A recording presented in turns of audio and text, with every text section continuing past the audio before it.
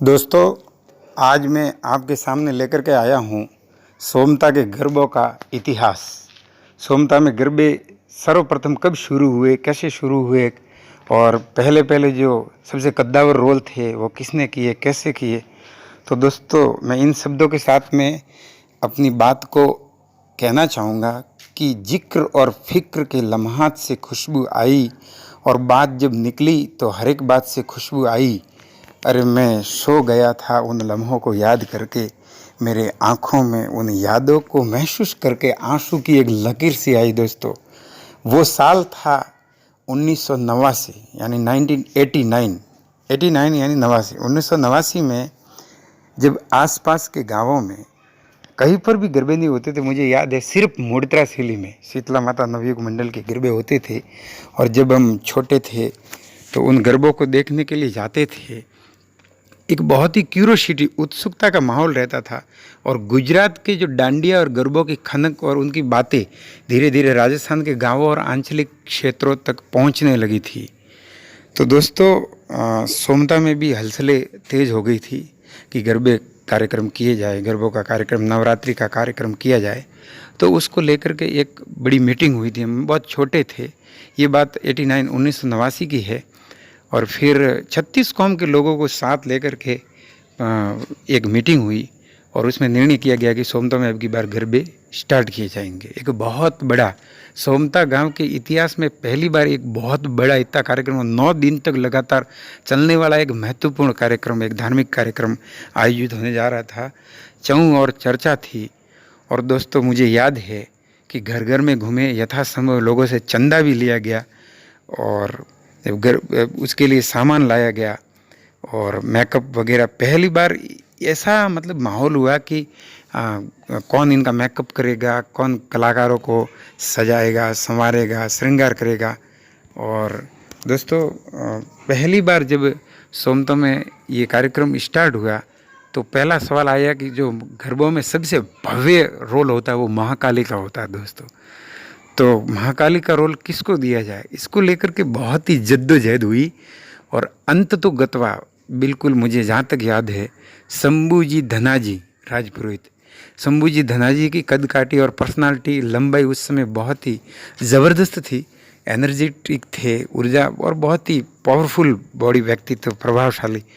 तो Shambhuji Dhanaji final select हुए, चयनित हुए। उनके खुद को भी मनाया गया और वो पहली बार उन्होंने कालिका का रोल किया। दोस्तों, इतना भव्य। और शंभू जी जब पहली बार कालिका बन करके आए, हमें याद है उस समय तो लाइटें भी दोस्तों कम आती थी, लेकिन लाइट थी और लाइट को बुझाया गया, फिर जलाया गया, फिर बुझाया गया।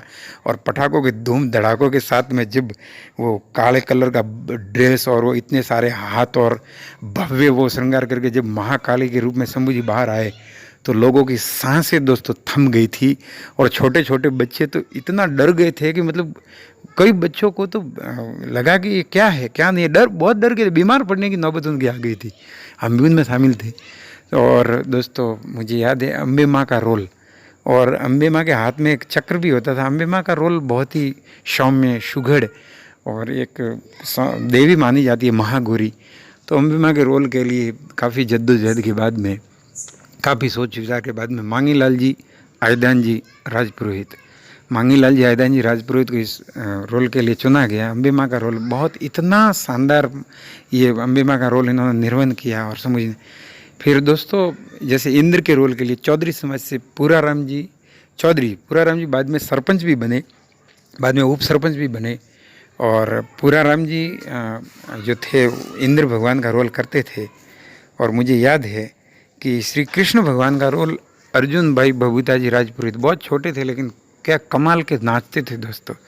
एक इतना शानदार, लोग देखते रह जाते थे। श्री कृष्ण के रोल में अर्जुन भाई बबूता जी इतने फिट बैठते थे कि बिल्कुल जैसे महाभारत सीरियल में नीतीश भारद्वाज जिस प्रकार कृष्ण के रोल में फिट बैठते थे, ऐसे अर्जुन भाई फिट बैठते थे।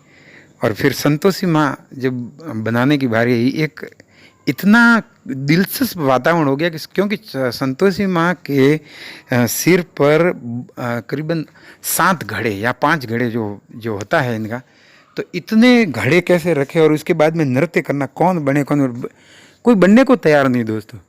तो सब जने बैठे, पूरा मंडल बैठा, और फिर सुरताजी प्रजापति, मुझे जहाँ तक याद है, अगर मुझे भूल नहीं रहा हूँ, तो सुरताजी प्रजापति और फिर वो 5 या 7 जो बेड़े थे वो सिर पे उठा करके, और ऐसा भव्य लोग, मतलब इतना ऐसा माहौल हो गया कि वास्तव में क्या तो रोल और क्या कार्यक्रम।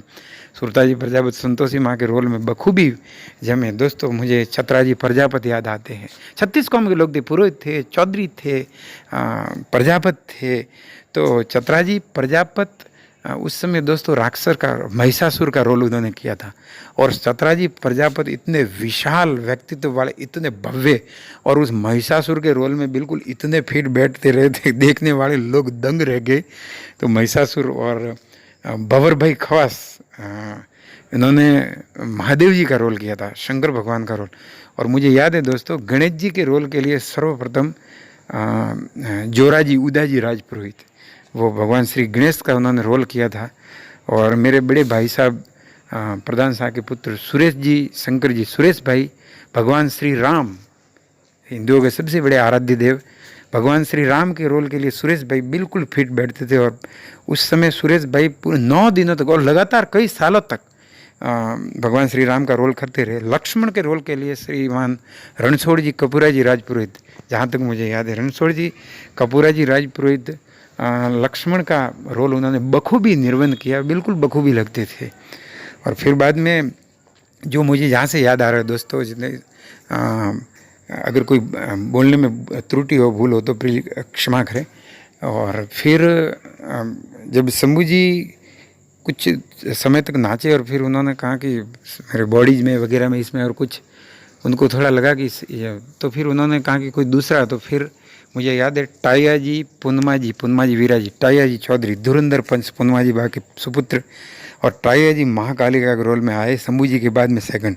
टाया जी ने इस रोल का बखूबी निर्वहन किया, और ऐसा भव्य उन्होंने समा बांधा कि कई वर्षों तक टाया जी को लोग महाकाली के नाम से पहचानने लगे थे कि सोमता वाले वो महाकाली का रोल करते, कौन, तो कि टाया जी। और बीच में याद आ गई मूर्तरा के महान जादूगर, जो पूरे भारत ही नहीं बल्कि ठेठ विदेशों तक मैजिशियन के रूप में प्रसिद्ध थे, जादूगर अमर सम्राट। तो कई बार सप्तमी या अष्टमी को जब सोमता में भारी भीड़ होती थी लोगों की, तो उस समय जादूगर अमर सम्राट बुलाए जाते थे। और उनके 1 या 2 दिन पहले सोमता की धरती के महान जो युग पुरुष थे, आदरणीय शंकरलाल जी समर्था जी राजपुरोहित प्रधान साहब बासा, शंकरलाल जी के मुझे याद है 2 या 3 बार शंकरलाल जी के भव्य स्पीच हुए पूरे गांव के सामने। कितना शांत उनका व्यक्तित्व, कितने धीमे धीमे उनका बोलना। जब मैं ये बातें कर रहा हूँ दोस्तों, मेरी आँख में मैं भावुक हो गया, आंसू उतर रहे हैं। तो शंकरलाल जी, मुझे याद है उनकी जब आकस्मिक डेथ हुई, मृत्यु हुई, उस साल भी उन्होंने नवरात्रि में शंकर जी ने एक दिन स्पीच दिया था।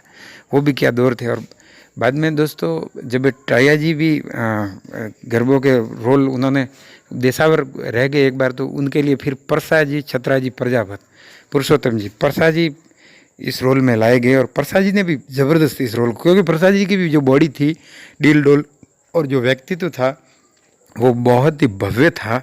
और परसा जी इस रोल में बखूबी नहीं। और मुझे याद है सुथारों में से गणेशा जी बा नारद का रोल करते थे कई बार, गणेशा जी, हीरा जी सुथार। और मुझे अभी सारे तो एक साथ याद आएंगे नहीं, हो सकता है कि कहीं कोई भूल चूक हो जाए, त्रुटि क्षमा करें।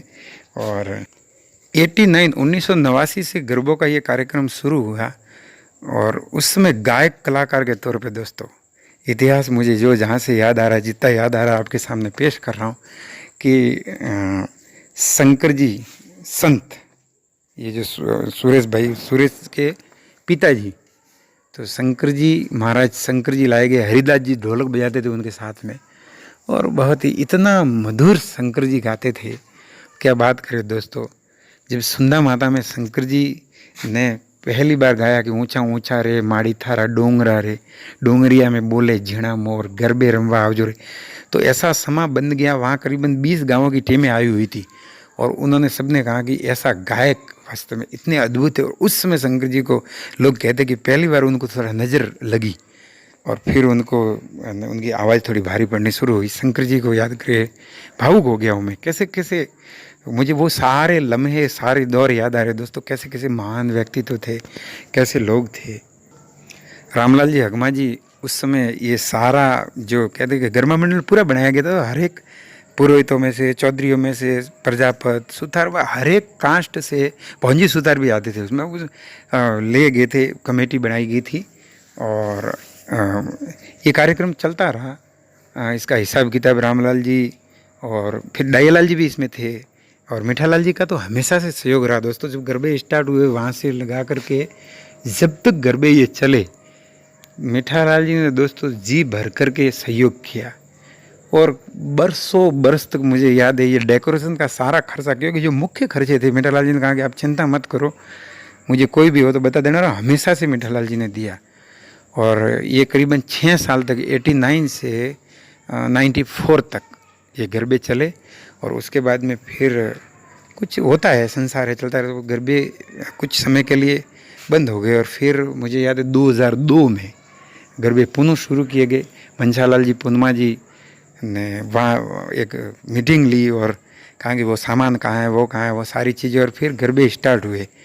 और मुझे दोस्तों वो लम्हे भी याद है जब 2002 में मैं दयालाल जी की दुकान थी, उस समय दयालाल जी की दुकान के सामने था और अपने ही भाई लोगों ने, दोस्तों ने तो कहा, दयालाल जी ने कहा, अबू खाजी भी थे, उन्होंने कहा कि बेटा गोपाल तुम्हें गाना पड़ेगा, तू गा सकता है। तो चूँकि बरसों पहले जब शंकर जी थे गायक थे तो उनके साथ में मैंने 5-7 बार गाया था और उनसे थोड़ा तो मुझे प्रैक्टिस था और संगीत का रुचि थी, क्रिएटिविटी थी भगवान की दया से, नवदुर्गा की दया से। तो पहली बार 2002 में मैं जब मंच पे गया, पूरा गांव सामने बैठा हुआ है 2002 में दोस्तों।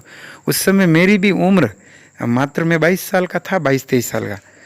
तो पूरा गांव बैठा हुआ और वहाँ पे मैंने गरबा गाया। मुझे वो गरबा आज तक याद है दोस्तों। अम्बे माँ का गरबा था।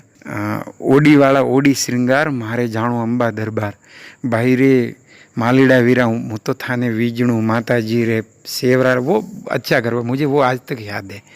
और उसके बाद में हमारे राम जी रगा जी, राम जी भी थे साथ में, पूरा इतनी उम्र में थे लेकिन इतना साथ दिया। राम जी रगा जी ने कहा कि बहुत बहुत मोटिवेशन किया दोस्तों। 2002 से लगा करके 2017 तक ये गरबे लगातार चले, 18 तक, सॉरी 2002 से 2018 तक, और लगातार दोस्तों 16 साल, 16, 15, 16, 17 साल तक गरबे। और इसके लिए मुझे गांव वाले 36 कौम के लोगों की तरफ से, मेरे पास वो फ़ोटो भी है, मेरा सम्मान किया गया। वो मुझे पल याद है दोस्तों। अब तो पिताजी भी चले गए, सब कुछ चला गया, वो एक दौर था। और पहली बार एक ऐसा, मनसालाल जी ने कहा कि अब की बार तो तेरे लिए ऐसा माइक लाएंगे कि तू 100 मीटर दूरी तक से गा सकता है। तो दोस्तों इतना एनर्जेटिक था मैं, वो माइक लेकर के फिर उस ठेठ लोगों के भीड़ के बीच में जाकर गाना, पंडाल के ऊपर बीच में उसमें से गाना, वो सारे दौर, वो मणियारा। और फिर वहाँ से बहुत दूर दराज के गाँवों तक हम गाने भी जाते थे। एक बार दोस्तों धोरीमना हम लेकर के गए थे, वहाँ की सरपंच, लेडीज सरपंच थी, इतनी खुश हुई कि उस समय मुझे 500 रुपये का इनाम और ये सेवरा, और वहाँ वो सारे लम्हे याद है। लक्ष्मण भाई ख्वास, भंवर भाई ख्वास, ये गरबों के लिए इतने समर्पित व्यक्तित्व थे दोस्तों इन्होंने। इसके बाद में दोस्तों सुरता जी प्रजापत काफ़ी वर्षों तक कोषाध्यक्ष के तौर पे साथ में रहे। परमानंद जी राजपुरोहित अध्यक्ष के तौर पे साथ में रहे। मनसालाल जी पुनमा जी बरसों बरस तक इन्होंने अपने कंधों पे इन गरबों का दारोमदार का निर्वहन किया। और भौलजी बा कोई भी काम पड़ते थे तो कहते थे कि हम सदा के लिए इन चीज़ों के लिए आपके लिए साथ में है। कोई फिर मादाराम जी सरपंच बने। मादाराम जी वहाँ हमेशा आते थे और हमेशा हर काम में अपना पूरा के कहीं भी कोई कमी हो, पेशी हो, आप तुरंत बता दिया करें, आपके लिए कोई भी प्रॉब्लम हो क्रिएट, उसको हम सॉल्यूशन करते रहेंगे। तो बहुत सारी नवरात्रि के साथ में यादें जुड़ी हुई है दोस्तों। और क्या तो वो दौर था और क्या वो लम्हे थे। बात जब निकली तो हर एक बात से खुशबू आई दोस्तों। और एक थूर से गरबा गायक कलाकार भी लाते थे, उनका नाम तो मुझे याद नहीं आ रहा है, वो ठाकुर थे। और फिर उनके बाद में एक वनाबा करके ढोली थे, वनाबा काफ़ी वर्षों तक है, उनके साथ में मेरा बहुत अच्छा तालमेल बैठता था। मेरे जीवन के जो सबसे स्वर्णिम लम्हे थे इन गरबों में। और फिर बहुत सारे गरबे मैंने खुद भी बनाए लिख के इन चीज़ों के लिए। और माँ नवदुर्गा की इतनी कृपा रही दोस्तों उसके बाद में जीवन में और गांव में कभी कोई समस्या पैदा ही नहीं हुई। बाद में ठाकुर साहब सैल सिंह जी महाकाली का रोल करने गए। और एक सबसे बड़ी बात कि दोस्तों ठाकुर साहब सैल सिंह जी राजा का रोल करते थे और आज अंत तक करते आए। और पावागढ़ का पावनेरगढ़ जो पावागढ़ के राजा बनते थे। और फिर उस समय मैं वो गरबा गाता था। धूलन मोरली वागी रे राजा ना कवर, हाले हाले मलकती चाल रे राजा, पगे राठौड़ी मोजड़ी रे राजा ना कवर, 10 आंगड़िए वेड़ रे। और उस समय सैल जी को भाव भी आता था। मुझे याद है ठाकुर सैल सिंह जी, कान सिंह जी दैया और तलसाराम अमराराम जी चौधरी, छोटे छोटे बच्चे, अपने जगदबा परिवार से भी बच्चे बनते थे। ओबाराम करके नाम था। मानाराम हरजी जी चौधरी इतना गजब का डांसर था, छोटा सा बच्चा था। मुझे याद आते हरजी भाई चतरा जी प्रजापति, इतना गजब नाचते थे हरजी भाई यार। क्या खला कैसे कैसे लोग थे इस सोमता की धरती के। श्रवण भाई धोखा जी भी कभी कोई छोटा छोटा कोई रोल करते थे, क्रिएटिव रोल नाटकों में करते थे। श्रवण भाई शंकर जी पेरा जी बाद में गरबों में कार्यक्रम में सक्रिय रूप से शामिल होने लगे। सुरेश भाई भीमा जी राजपुरोहित और तिलक भाई वरदा जी भी समुद्र गरबों के लिए श्री कृष्ण का रोल उन्होंने कई बार किया, बहुत बेहतरीन ढंग से किया। और दोस्तों हाँ, एक और मुझे याद आ गया, अदराजी फूला जी। अदराजी फूला जी गणेश जी का रोल किया, बरसों तक किया। वो इस दुनिया में है नहीं। कैसे कैसे लोग गणेश जी का रोल किया। उदाजी जोरा जी और अदराजी फूला जी दोनों इस दुनिया से चले गए। गणेश जी सुतार कितने कैसे कैसे लोग चले गए, लेकिन आज भी वो जहनो दिल में दोस्तों बहुत याद आते हैं। जब दोस्तों मैं इन चीज़ों के बारे में बोल रहा हूँ तो मतलब करीबन आप यूँ सोचिए कि 90% तो लोग कौन कौन देवी बनते थे, कितने देवी बनते थे, इसका एक सेकंड भाग इसमें जो छुकेंगे आप मुझे बताएं, मुझे ज़रूर बताया कि ये वो थे। तो इस गरबों के बारे में पूरा इतिहास और भी जो जहाँ से याद आ रहा है, अगर बोलने में कोई त्रुटि हुई तो क्षमा करें। और बहुत सारी चीज़ें अभी जो जितनी याद थी वो बोला है। बहुत सारी चीज़ें अभी और second part, third part, fourth part अगर याद आती रहेगी तो और भी बोलते रहेंगे आपसे सुझाव लेकर के। माँ नव दुर्गा हमारे सोमता गांव में और पूरी दुनिया में शांति बनाए रखे। धर्म की जय हो, अधर्म का नाश हो। दोस्तों जब आप ये क्लिप सुन रहे हैं तो प्लीज़ चैनल को सब्सक्राइब करें और आगे से आगे भेजें इस वीडियो को, धर्म का प्रचार करें। वैसे भी मोबाइल और टीवी के युग में कितने सारे कैसे कैसे फूड गीत और डांस और इन्होंने कितनी नई पीढ़ी के ऊपर कितना बुरा असर डाला है, हमारी बहन बेटियां, बच्चियाँ, युवा, लड़के। तो थोड़ा धर्म की बातें इन चीज़ों के कारण थोड़ा धर्म का प्रचार हो तो अपना बोलना सार्थक हो जाए। नवदुर्गा माँ की जय हो। सबको प्रणाम, बहुत बहुत आभार।